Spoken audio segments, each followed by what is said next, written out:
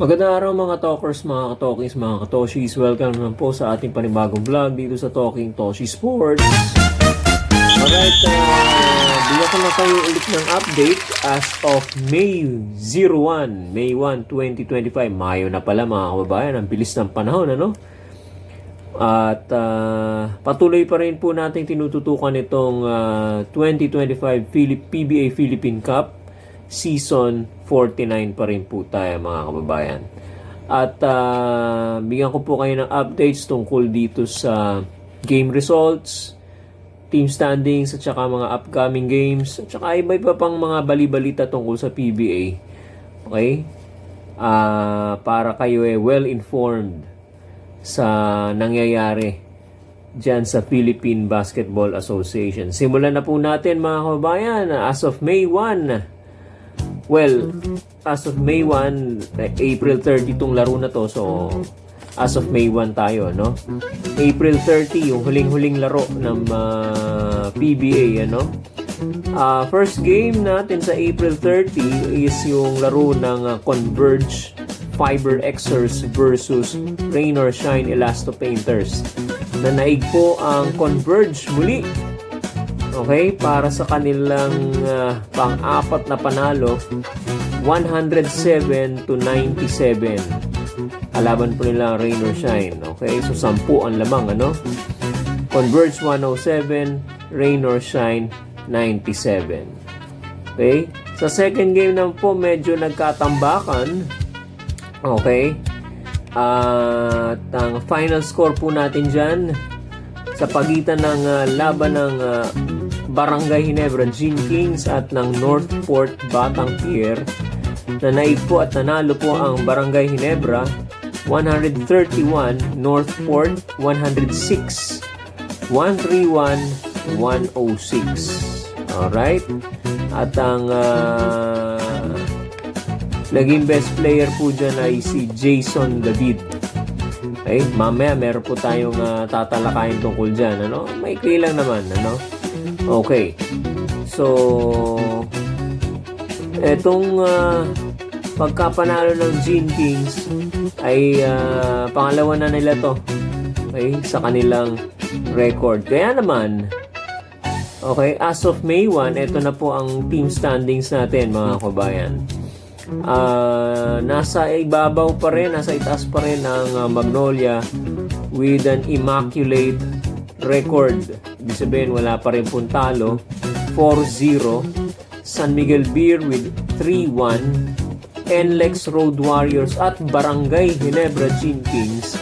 Kapwa meron 2-1. 2-1 win-loss record.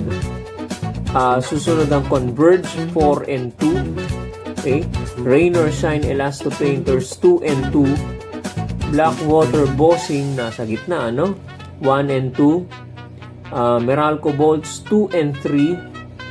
At samantalang itong Northport inabsorb yung kanilang pangatlong talo. Phoenix and Terra Firma magkakapareho po sila ng record, no? 1-3. Okay. At ang TNT wala pa rin pong panalo, 0-2. Ayan, mga kabayan, ano? Yan po ang ating updated team standings. Ngayon, sa mga nagtatanong, ano ba yung mga laro sa mga susunod na mga araw? Okay? Yan. May 2. Kailan ba May 2? Biyernes. Ayan, Biyernes po tayo, mga kabayan.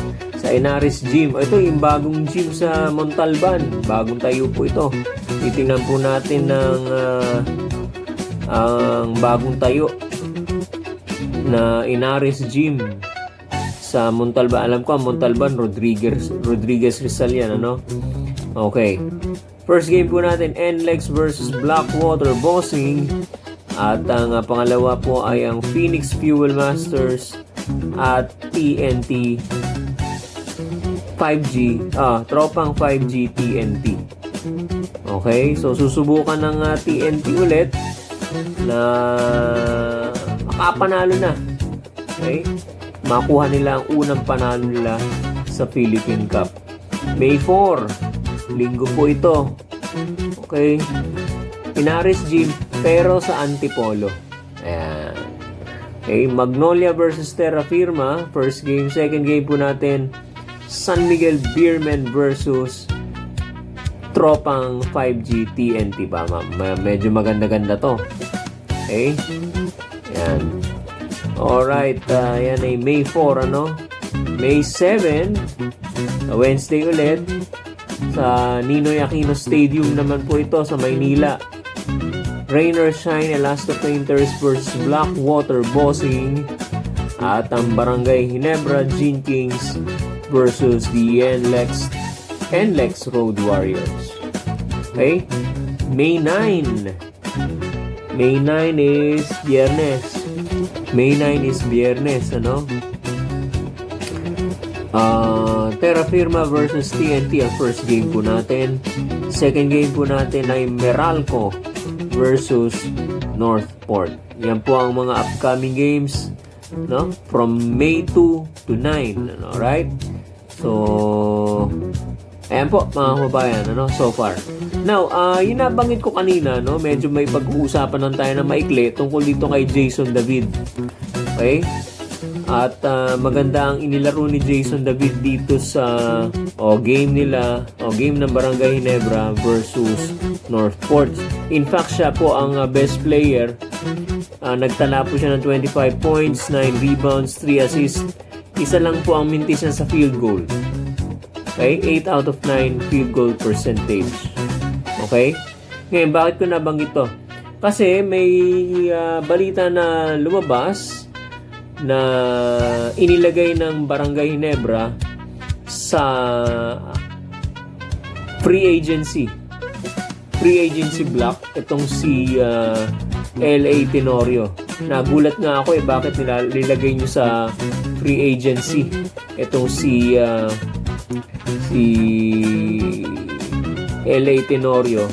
Pwede pa naman maglaro, ano, yung mama, 40 years old, pwede pa siyang naglaro. In fact, pinapasok-pasok siya ni Coach Tim Cone, no? Ako rin nagulat. Akala ko parang parang ipinamimigay na siya, no? Okay, sayang din naman ng talent ni LA Tenorio. Pwede pa naman siya, no? Okay? So, kaya lang, kamakailan, nilagay siya sa free agency at inactivate itong si Jason David. At siya na ngang ipinasok kanina. Okay? Siguro binigyan ng chance ni Coach Tim Cone na patunayan mo yung sarili mo, no? Ayan na nga, nagpakitang gilas. Okay? So, reactivated po si Jason David at ilagay sa free agency itong si LA Tenorio. Bakit naman po nilagay sa free agency? Ang dahilan po pala, in-explain na ni Coach Tim Cone, ano? Sa isang interview, na nagpaalam pala itong si LA Tenorio na tututukan niya yung Gilas Boys, no? Yung high school, no? Kasi meron po silang upcoming na competition or tournament na papasukan. Yan yung FIBA Under-16 Asia Cup sa Seaba, no? Southeast Asian Basketball Association, kung di ako nagkakamali, ano? If I'm correct, ano? Paki-correct lang po kung ako yung nagkakamali, ano? Yung Seaba qualifiers, no? Siya po ang head coach po niyan. So, nagpaalam itong si LA Tenorio na hindi niya matututukan yung pagiging player po niya ng Barangay Ginebra. Hindi siya makaka-attend ng practice for a month. Isang buwan lang naman, ano, na hindi siya activated or active sa practice, sa laro sa Barangay Ginebra dahil nga head coach siya or nagko-coach siya dito sa mga bata, ano? At kailangan tutukan nila ito kasi tournament to ng FIBA. Okay? So, magiging busy. Okay? Itong si LA Tenorio at ang mga practice ng mga batang ito after school, ano? So, malamang gabi yan, hapon, gabi. So, kung sasabay pa yung practice ng Ginebra diyan sa coaching duties ni LA Tenorio, magkakaroon ng conflict, no? So, mamili ka na lang kung anong gusto mong tutukan. Total, Ano pa ba ano pa ba? Papatunayan ni L.A. Tenorio napakagaling na point guard naman talaga, no? So, tsaka meron ng point guard na maaasahan naman si Coach Nico. Nandiyan naman si RJ Abarientos. Nandiyan naman si Nards Pinto. Okay? Yan ang mga maaasahan sa Scottie Thompson. Nandiyan naman, ano? So, baka hindi naman kailangan na muna masyado itong si L.A. Tenorio. Although malaki ang tulong po niya, yung leadership po niya sa team, sa Barangay Ginebra, malaki din ang naitutulong po niya. Kaya lang, magiging busy nga po siya bilang head coach nitong Gilas Boys, no? Sa paparating na FIBA Under-16 Asia Cup Seaba Qualifiers. Yan po ang dahilan kung bakit inilagay po sa free agency si L.A. Tenorio. May sweldo pa naman din siya. Okay? Yan. So, after a month, re-reactivate siya. So, titingnan natin kung ano po ba ang mga implications niyan. As of now, yan na muna ang sinabi sa atin ng Barangay Ginebra o yan muna ang ibinalita ng Barangay Ginebra Management tungkol dito sa pagkakalagay ni L.A. Tenorio sa free agency o sa pagiging free agent. Alright? Alright. So, yan muna po ang mga maikling balita po natin tungkol sa PBA. At hindi naman ipinahiya ni Jason David yung pagkaka-activate niya, yung pakitang gilas. So, expect si Jason David na gagamitin sa mga next games nila ng Barangay Ginebra. Okay? So, yan po mga kababayan ang ating maibabalita sa inyo. Patuloy po ninyong tutukan ng ating mga video vlogs, Okay, dito kayo makakakuha ng mga updated team standings, schedules, at saka mga game results. Sa mga bagong pasok po, po kayo mahihiyang mag-subscribe sa ating YouTube channel. Okay? At libre po yan, hindi kayo ipapawisan, hindi kayo mapapagod na pag-subscribe. Wala pong bayad po yan. Talking Toshi Sports, paki-like and follow na rin po ang ating Facebook page, Talking Toshi TV. Maraming salamat po sa inyong pagtutok.